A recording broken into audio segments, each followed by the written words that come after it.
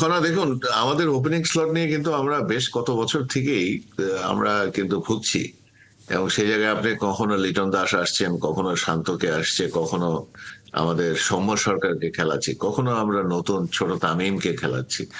এই জায়গাটা কিন্তু এখনো আমরা স্টেবল হই নাই।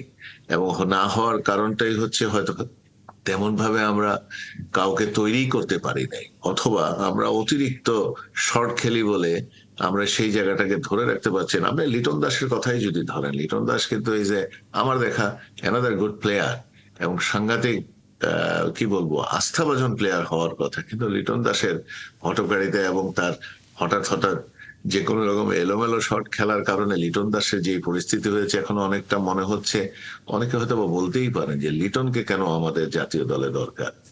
কিন্তু লিটনের মতন একটা প্লেয়ার, স্কিলফুল প্লেয়ার, তার যে এই যে মনস্থির করে ওনার যে দলে থাকার একটা প্রয়োজন আমাদের জন্য আছে, এটাকে উনি অনুধাবন করেন? অনুধাবন সম্ভবত করেন না। তাইলে এইভাবে উনি প্রতি খেলায় আমরা উইকেট বিলিয়ে দিয়ে আসবেন, তেমনটা হবার নয়। তো সেইভাবে আমি বলবো এখনো আমাদের কিন্তু আসলে এই জায়গাটায় আপনাকে দেখতে হলে আমার কাছে এখনো মনে হয় লিটন দাসের পারফরমেন্স খারাপ হলেও তার সেই ত্রুটিগুলা যদি আমরা আহ, শুধরে নিতে পারি, সেই জায়গা থেকে লিটন দাস এখনো আসতে পারেন। আমাদের ছোট তামিম আছে, উনিও এখন পরীক্ষিত, উনি বেশ খানিকটা ম্যাচিওর হয়েছেন, বেশ কিছুদিন ম্যাচ খেলে উনিও আসতে পারেন। আমি দেখছি T20-তে সাইফও ভালো খেলছেন। তো আমি এখনই বলবো না Saif has become ready for the opening, Saif কিন্তু কিছুদিন করেছেন। তো এরকম ভাবে গুছিয়ে নিতে পারি। শান্ত কতটা ফিরছেন আফটার হিজ ইনজুরি, সেই জায়গাটাও একটা প্রশ্ন রয়ে গেছে।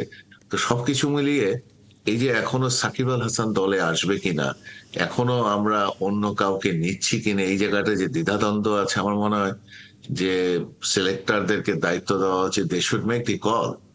সাকিব আল হাসান এখনো যদি আসতে না পারেন, সেই জায়গাটায় কাকে আমরা নিচ্ছি, তাকে তো আমাদের তৈরি করতে হবে। তো আমাদের দলটা তো চ্যাম্পিয়ন দল ছিল না, বাট আমরা অন্তত পক্ষে আশা করতে চাই আমাদের দলটা, ওয়ানডে দলটা অনেক ভালো ছিল।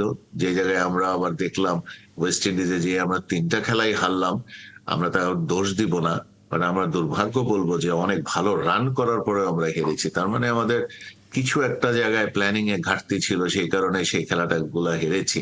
তো আমরা কিন্তু এখনো একটা ভালো দল হিসেবে চ্যাম্পিয়ন্স ট্রফিতে যেতে পারি এখনো এবং সময় গেলে আছে